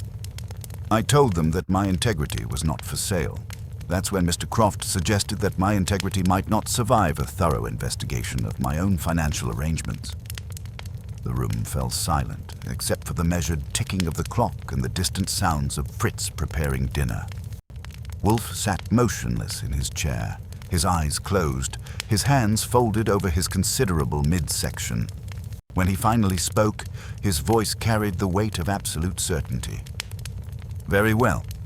The positioning is complete. Archie, call Inspector Kramer and inform him that we are ready to proceed. Also call Mrs. Vale, Dr. Vale, Miss Alicia Vale, and Mr. Croft. Tell them that their presence is required at 8 o'clock this evening for the resolution of this matter." "All of them?" I asked. "All of them. It is time to tie the ribbons that should have been tied from the beginning, and to ensure that certain knots, once tied, will not easily be undone." As I reached for the telephone, I could feel the brownstone settling into the calm that precedes a storm. Wolfe had positioned his pieces with characteristic precision, and the endgame was about to begin. In my experience, when Nero Wolfe announces that he's ready to proceed, the people who've been trying to outsmart him usually discover that they've been playing a game with rules they never fully understood. The evening promised to be memorable in ways that our ribbon-cutting conspirators would not soon forget. At 8 o'clock Friday evening, our brownstone had acquired the atmosphere of a courtroom where the verdict had already been decided, but the defendants hadn't yet been informed. I'd arranged the red leather chairs in their familiar semicircle facing Wolfe's desk, and the air carried that particular tension that comes when people suspect they're about to discover that their carefully constructed lies have been systematically dismantled by a man who rarely leaves his chair. They filed in like actors taking their places for the final act of a play they'd rather not be in. Mrs. Lucinda Vale led the procession, her diamonds performing their usual light show and her bearing suggesting she found our brownstone quaint in the way wealthy people find poverty picturesque. Dr. Marcus Vale followed, looking like a man whose stomach had been disagreeing with his conscience for several months running. Julian Croft arrived with his characteristic attention to sartorial detail, but his usual confidence had acquired a brittle quality, like expensive china that had developed hairline cracks. Owen Whitcomb clutched his leather portfolio like a life preserver, while Nella Brooke carried herself with the resigned dignity of someone who'd spent the afternoon discovering that her professional reputation had been systematically undermined. Professor Ryder entered with the controlled anger of a man whose integrity had been questioned by people who wouldn't recognize integrity if it introduced itself with references. And finally, Alicia Vale, still wearing those expensive gloves that had left traces at 3 crime scenes, her dark hair arranged with the kind of precision that suggested considerable time spent in front of mirrors practicing innocent expressions. Inspector Kramer had positioned himself near the door with the solid presence of the law and a cigar that threatened to achieve independent consciousness. Saul, Fred, and Ori had distributed themselves around the room's perimeter like punctuation marks in a sentence about consequences. Wolfe didn't rise. He never does for audiences he intends to rearrange. He let them settle, let the clock tick, let the quiet crawl around their ankles like fog. When he finally spoke, his voice emerged from somewhere near his considerable midsection with the weight of absolute authority. "You will listen," he said, which was step 1 in the evening's education. "Someone has involved me in a conspiracy that transcends mere orchid politics. What began as ribbon cutting has escalated to burglary, fraud, and botanical vandalism. Such behavior requires consequences. He opened his center desk drawer and withdrew the original blue ribbon we'd received, letting it rest across his palm like evidence in a capital case. This ribbon arrived with instructions to ask Theodore whether he had left it ready. The message was intended to suggest that Theodore had prepared evidence against the Manhattan Orchid League's integrity. In fact, the ribbon was evidence of that integrity's systematic corruption. Mrs. Vale's diamonds performed a small symphony as she shifted in her chair. Mr. Wolfe, I fail to see how a piece of silk constitutes evidence of anything beyond someone's poor taste in anonymous messages. The silk itself is unremarkable, Wolfe agreed, but the copper sulfate residue it carries tells a more complex story. The formulation contains zinc oxide as a stabilizing agent, a distinctive mixture sold exclusively to botanical consultants and advanced collectors through a single supplier in Queens. He paused, letting that information settle like dust on furniture that hadn't been cleaned in too long.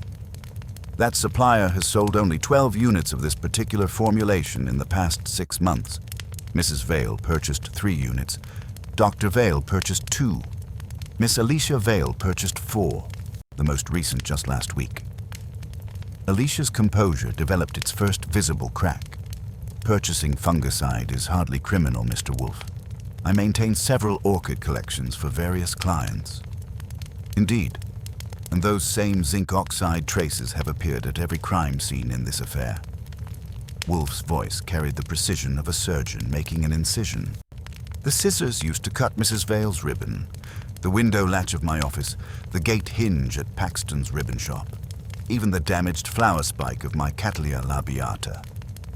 The silence that followed could have been weighed and measured. I opened the safe and brought out our evidence collection, the original ribbon, photographs of the zinc oxide traces, and the financial records that told their own story of systematic corruption. The pattern emerges clearly, Wolfe continued. Miss Alicia Vale has orchestrated a sophisticated campaign of manipulation within the Manhattan Orchid League. The Vale Prize Fund, established ostensibly for outreach and education, has functioned as a bribery system, distributing payments to select league members in the months preceding their competition successes. Owen Whitcomb found his voice, though it emerged as barely more than a whisper. The payments were processed using my facsimile signature stamp, but I never authorized them. Someone had access to my office, my procedures. Someone who presented herself as a league consultant hired to streamline accounting procedures, Wolfe said. A well-dressed woman with expensive gloves who claimed to represent efficiency, experts hired by the board. All eyes turned to Alicia, whose gloves had suddenly acquired the weight of evidence. She removed them with careful precision, revealing hands stained with the telltale blue-green of copper sulfate. Julian Croft tried to salvage something from the wreckage.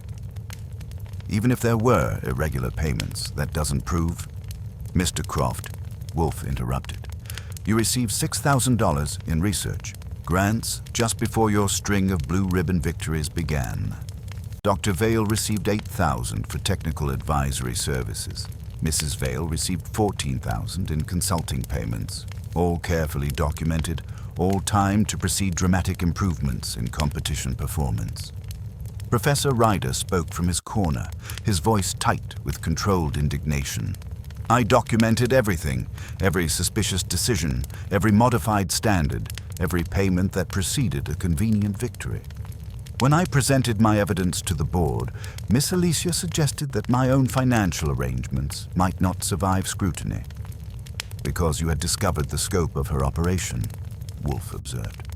Not merely individual bribery, but systematic manipulation of an entire organization. The League's judging standards were modified to favor specific types of plants. Judges were compromised through payments or intimidation. When those methods proved insufficient, competing entries were sabotaged. Dr. Vale's voice cracked as he spoke. I suspected my wife's sudden success was questionable. I hired a private investigator, accepted prize fund payments while gathering evidence against them. I was a coward. A most unsatisfactory approach to moral conflict, Wolfe said with devastating precision. But cowardice, Dr. Vale, does not cut silk ribbons with surgical precision or pick locks without damaging them. That requires different skills entirely. He turned his full attention to Alicia, whose mask of composure was finally slipping completely. Miss Vale, you have demonstrated considerable expertise in this conspiracy. You used your botanical knowledge to identify which plants to sabotage and how to damage them without detection. You used your family connections to modify league policies and judging criteria. You used your access to accounting procedures to create false evidence of corruption against your own aunt. Mrs. Vale's regal bearing finally cracked. Alicia would never, she's my niece. Mrs. Vale, your niece has been systematically destroying your reputation while enriching herself through your success. The prize fund payments to you were designed to create evidence of corruption. The modified judging standards were calculated to generate suspicion. Even the damage to your prize ribbon was intended to focus attention on your questionable victories. I stood and moved to Alicia's chair. Miss Vale, would you mind showing us your right hand again? The one that borrowed those scissors and returned them smelling like copper? She extended her hand reluctantly. I pressed a clean white napkin to her fingertips, and when she lifted them, ghost blue traces appeared where the damp had awakened residue from her skin pores. Copper and zinc, Wolfe said quietly. A stubborn little duet that clings to skin for days after contact. The same residue found on every piece of evidence in this case. Inspector Kramer stepped forward, his hand moving, toward the handcuffs on his belt. Miss Vale, you're under arrest for fraud, burglary, theft, conspiracy, and destruction of property. You have the right to remain silent. As Kramer recited the familiar litany, Alicia turned back to Wolfe with the expression of someone who just realized that her elaborate game had been played against a grandmaster. How did you know it was me from the beginning? She asked. Wolfe's smile was not pleasant to witness. Miss Vale, you made 3 critical errors. First, you assumed that sending me an anonymous ribbon would intimidate rather than intrigue me. Second, you believed that burglary and vandalism would discourage rather than enrage me. And third, you made the unforgivable mistake of attacking my orchids. His voice dropped to the dangerous quiet he reserved for matters of profound seriousness. When someone violates my home and damages my plants, they cease to be merely suspects and become enemies. And I deal with enemies with considerably more thoroughness than I bring to intellectual exercises. As Kramer led Alicia toward the door, Wolfe addressed the remaining participants. Mr. Croft, your research grants will be returned with interest and a formal apology to the botanical community. Dr. Vale, your advisory fees will be refunded along with your immediate resignation from all league positions. Mrs. Vale, your consulting payments will be donated to legitimate botanical education, and you will submit to independent oversight of your future competition entries. He closed Theodore's binder with the finality of a judge's gavel. The Manhattan Orchid League will undergo complete reorganization under Professor Ryder's supervision.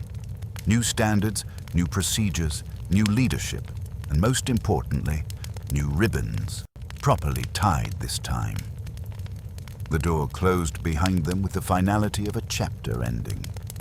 The remaining suspects filed out with the subdued efficiency of people who just discovered that their carefully constructed lies had been systematically dismantled by a man who understood that justice, like a properly tied ribbon, required both precision and permanence. When the office was finally quiet again, I looked at Wolfe, who was already reaching for the button that would summon Fritz and dinner. So, I said, the ribbon that should have been tied finally was. Indeed, Archie, and I trust it will remain so. Some knots, once properly tied, are not easily undone. He closed his eyes, not to sleep, but to savor the satisfaction of a job completed with characteristic thoroughness. In our house, that was usually when things returned to their proper order.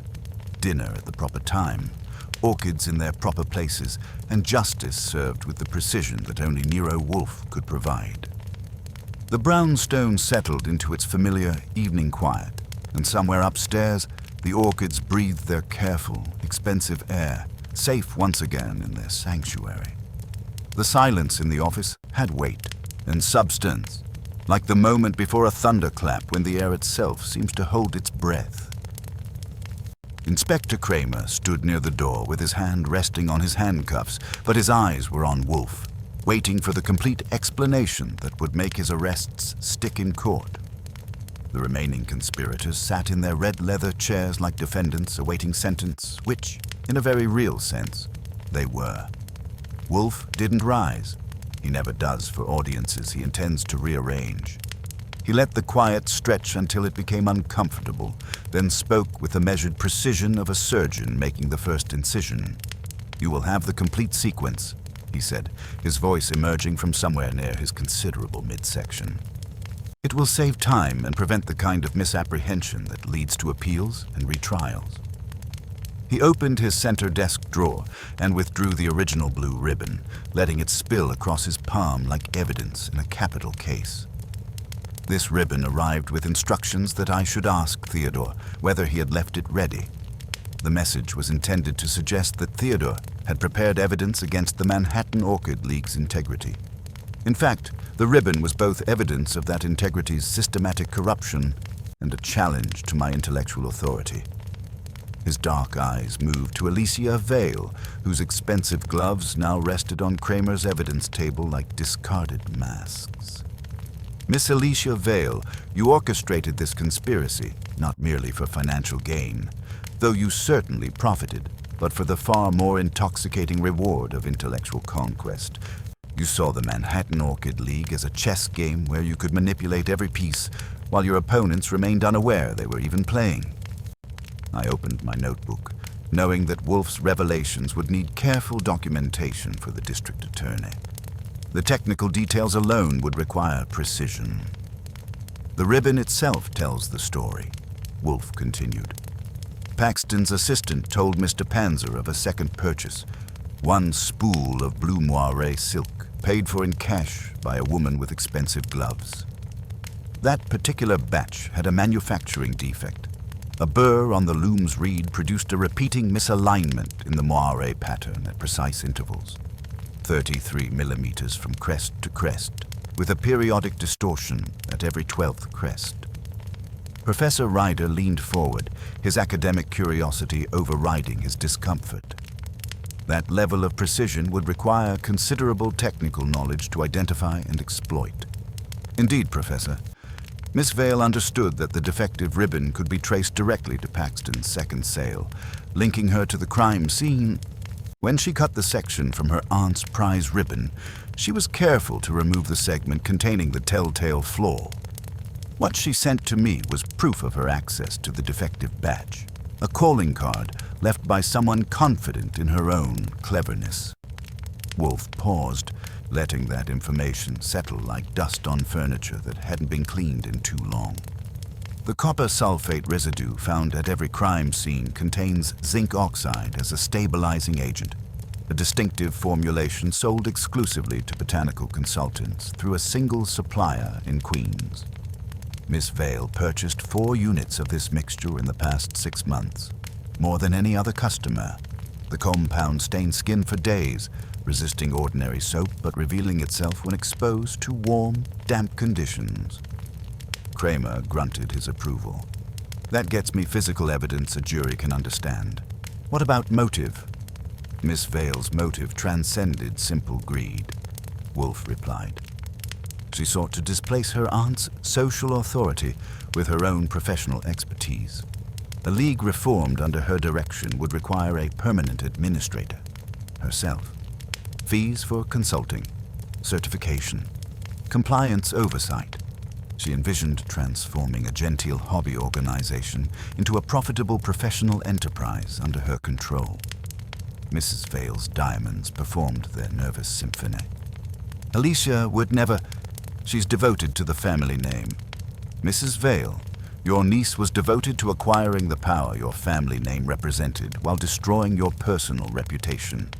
The prize fund payments she processed to you were designed to create evidence of corruption. She intended to expose your ill-gotten victories at the moment of maximum damage to your social standing. I added the financial details from our investigation. The numbers tell the story, Mrs. Vale. 14,000 to you, 8,000 to Dr. Vale, 6,000 to Croft, all carefully documented, all timed to precede competition successes. Miss Alicia created a paper trail that would have destroyed everyone's reputation while positioning herself as the reformer who exposed the corruption. Julian Croft found his voice, though it emerged with less confidence than usual. Even if there were irregular payments, that doesn't prove deliberate fraud. Mr. Croft, Wolfe interrupted, you received research grants that coincided precisely with your acquisition of artificially enhanced specimens from Dr. Vale's private greenhouse. You became a willing participant in systematic fraud in exchange for shared success. Your moral flexibility is a matter of record. Dr. Vale's mustache twitched with nervous energy. The enhancement techniques are perfectly legitimate scientific methods. Dr. Vale, the techniques are legitimate in research settings. In competition, they constitute fraud.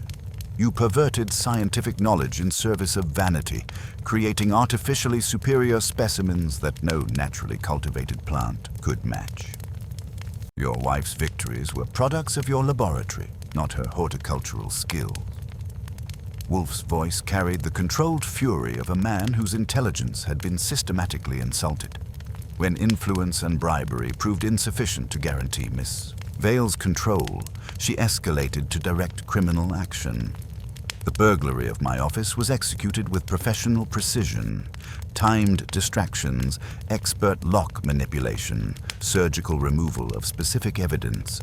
She understood our routines, our security arrangements, our filing systems. The theft of Theodore's photograph was calculated to eliminate proof of the ribbon's origin. Owen Whitcomb clutched his portfolio like a man drowning in his own bookkeeping. The accounting procedures were completely proper, every transaction documented. Mr. Whitcomb, proper bookkeeping does not legitimize criminal conspiracy. Your facsimile signature stamp was used to process unauthorized disbursements after Miss Vale gained access to your office under the pretense of efficiency consultation. Your negligence was convenient to the conspiracy, though not necessarily criminal. Theodore stepped forward from his position near the bookshelves, his usually perfect composure showing signs of controlled anger. The damage to Mr. Wolfe's Cattleya labiata was the final escalation, he said, his voice tight with professional outrage. The flower spike was pinched with botanical precision, someone who understood exactly how to disable the plant without killing it. It was a message delivered with expert knowledge, designed to wound Mr. Wolfe personally. Indeed, Wolfe said, his voice dropping to the dangerous quiet he reserved for matters of profound seriousness. The violation of my plant rooms transformed this from an intellectual exercise into a personal affront. Miss Vale believed that attacking my orchids would intimidate me into abandoning the investigation. That was her most serious miscalculation. Alicia Vale, who had maintained her composure throughout the revelation, finally spoke. Her voice carried the bitter precision of someone who had just realized that her elaborate game had been played against a grand master. You knew it was me from the beginning, she said. It wasn't a question. Miss Vale, I knew someone was orchestrating systematic corruption within the League. Your identity became clear when you made 3 critical errors. First, you assumed that sending me an anonymous ribbon would intrigue me sufficiently to investigate, but not sufficiently to succeed. Second, you believed that burglary and vandalism would discourage rather than enrage me. And third, you made the unforgivable mistake of attacking my orchids. His smile was not pleasant to witness. When someone violates my home and damages my plants, they cease to be merely suspects and become enemies. I deal with enemies with considerably more thoroughness than I bring to intellectual puzzles. Inspector Kramer stepped forward, his handcuffs finally making their appearance. Miss Alicia Vale, you're under arrest for conspiracy, fraud, burglary, theft, and destruction of property. You have the right to remain silent." As Kramer recited the familiar litany, Wolfe addressed the Ishia, remaining participants with the systematic precision of a judge delivering sentences. "Mr. Croft, your research grants will be returned with interest. You will issue a public apology to the botanical community and submit to professional oversight for any future competition entries. Your reputation now depends on your willingness to atone for your complicity.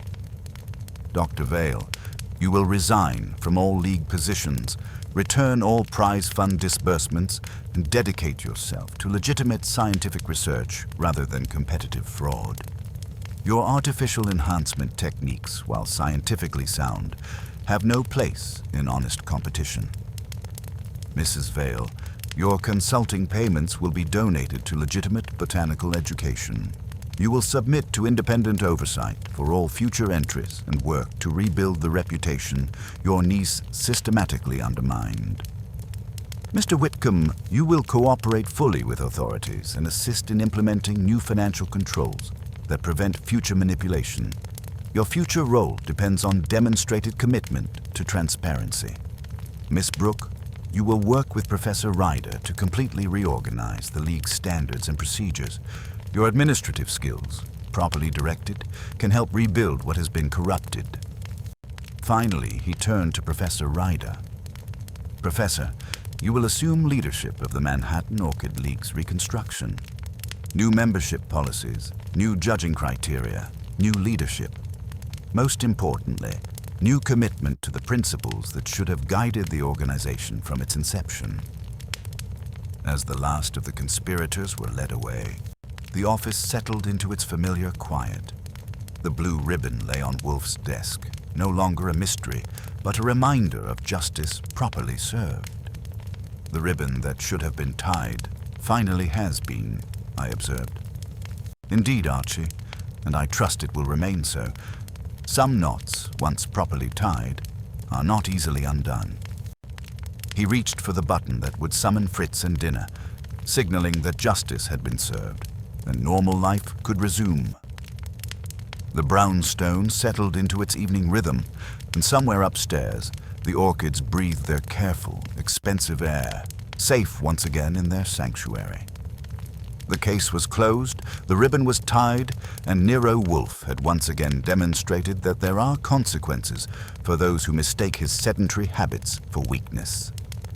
In our house, that was usually when things returned to their proper order. Dinner at the proper time, orchids in their proper places, and justice served with the precision that only Nero Wolfe could provide. There are two kinds of quiet in our brownstone. There's the afternoon hush that means Wolfe is upstairs communing with orchids while Theodore hums over his labels and Fritz performs alchemy in the kitchen. And there's the kind that settles after Inspector Kramer has departed with suspects, evidence, and the lingering aroma of official satisfaction. Friday, night silence was definitely the second kind. Weighted with resolution and carrying the satisfied exhaustion that follows a job properly completed. The red leather chairs still bore the indentations of their recent occupants, like witnesses to the evening's systematic dismantling of a sophisticated conspiracy. The blue ribbon lay coiled on Wolfe's desk, no longer a mystery, but a reminder that some knots, once properly tied, hold with considerable tenacity. Wolfe hadn't moved from his chair, but his expression had shifted from the controlled fury of a man whose orchids had been attacked to the serene satisfaction of a general whose strategy had achieved complete victory. When he finally opened his eyes, it was with the deliberate precision of a mountain settling into its proper geological formation. "Archie," he said, his voice carrying the weight of absolute certainty, "put the ribbon in the safe, around Theodore's binder. It has ceased to be evidence and has become record. The distinction matters." I retrieved the silk coil and wrapped it around the gray binder with a neat bow. Square, snug, centered. Theodore, who had been hovering near the bookshelves with the dignified air of a man whose professional integrity had been vindicated, watched the ceremony with something approaching approval. "The file is properly secured," I announced. "Indeed, and with it, the reputation of systematic documentation over systematic corruption." Fritz appeared in the doorway with a timing that makes him invaluable, carrying a tray with cognac and the expression of a man whose household had returned to proper order. The evening's confrontation had ended, and the sacred ritual of dinner beckoned with its promise of restored normalcy. Saturday morning arrived with newspapers full of Lon Cohen's carefully worded story about alleged irregularities in orchid competition circles. The telephone provided a steady stream of aftermath reports that painted a comprehensive picture of consequences properly distributed. Inspector Kramer called first, his voice carrying the satisfaction of a man whose cases had been gift-wrapped with evidence and confessions. Alicia Vale broke down completely after spending a night in lockup. Full confession, names, dates, methods, everything. The district attorney is recommending 5 years, and she'll probably serve 3 with good behavior. And the others. Croft and Dr. Vale accepted plea bargains. Community service, restitution, professional oversight. Mrs. Vale gets to keep her reputation if she behaves herself. Whitcomb cooperated fully. He was more fool than criminal. The second call came from Professor Ryder, speaking from the emergency board meeting that was reconstructing the Manhattan Orchid League from its foundations upward. "Complete reorganization," he reported with the controlled enthusiasm of an academic who'd been handed the keys to institutional reform. "New membership policies requiring demonstrated horticultural knowledge rather than social connections. New judging standards based on scientific criteria rather than political considerations. And we've established the Theodore Horstman Standards Committee to ensure that expertise takes precedence over influence." Theodore agreed to serve? Permanently. He'll oversee all technical aspects of competition judging. Miss Brooke will handle administration under strict oversight. The prize fund has been dissolved, with remaining assets donated to botanical education. At 11 o'clock, Wolfe made his ceremonial ascent to the plant rooms, where Theodore was tending the damaged Cattleya labiata with the focused attention of a surgeon monitoring a patient's recovery. "Observe," Wolfe said when I joined them, indicating a tiny green shoot emerging from the base of the pinched flower spike. "Theodore has worked what can only be described as horticultural magic. The plant will produce a secondary flowering stem within 6 weeks." Theodore's usually impassive face showed genuine satisfaction. The damage was precise but not fatal. With proper care and adjusted nutrition, the stress response may actually produce superior blooms. "Poetic justice," I observed. "Alicia's vindictive expertise may have improved your prize orchid." "Indeed. There are lessons in that outcome, Archie. Sometimes the most vicious attacks produce the strongest responses." Wolfe's voice carried the philosophical weight he brought to matters involving both orchids and human nature. The afternoon brought a visit from Nella Brooke, who arrived carrying a small package wrapped in brown paper and tied, with considerable courage or complete lack of irony, with blue silk ribbon. "Mr. Wolfe," she said, settling into the client's chair with determined composure, "I've brought something that belongs to you." She unwrapped the package to reveal a magnificent orchid in full bloom. A Cattleya labiata with flowers the size of dinner plates and fragrance that suggested expensive perfume mixed with tropical rain. "This is Golden Emperor's twin," she explained. "Theodore cultivated 2 specimens from the same cross. Under the circumstances, we felt this one should come to you instead of going to competition." Wolfe's eyebrows performed their subtle dance of surprise and pleasure. "Miss Brooke, this is most generous and most appropriate. It's a small gesture compared to what you've done for the League. You've given us the opportunity to rebuild our integrity from solid foundations rather than continuing to construct elaborate facades over rotten supports." At 8 o'clock, Fritz announced dinner with the serene competence that anchors our evenings. The table was set with meticulous care. Silver gleaming, crystal sparkling, linen pristine. It was a world of order and precision, a stark contrast to the chaos that had threatened to engulf it just 24 hours earlier. The roasted pheasant with wild rice and juniper berries received Wolfe's complete attention. He rarely speaks during meals, believing correctly that food is too important to be diluted with conversation. But as Fritz served the lemon soufflé, I found my mind still processing the intricate web of ambition and corruption that Alicia Vale had constructed. It's remarkable, I ventured, how much trouble people will go to for a blue ribbon, or rather, for the power that blue ribbons represent. Wolfe paused, his spoon hovering mid-air. He swallowed, dabbed his lips with his napkin, and regarded me with the expression of a professor about to deliver a lecture on human nature. Human ambition, Archie, is a peculiar and often destructive force.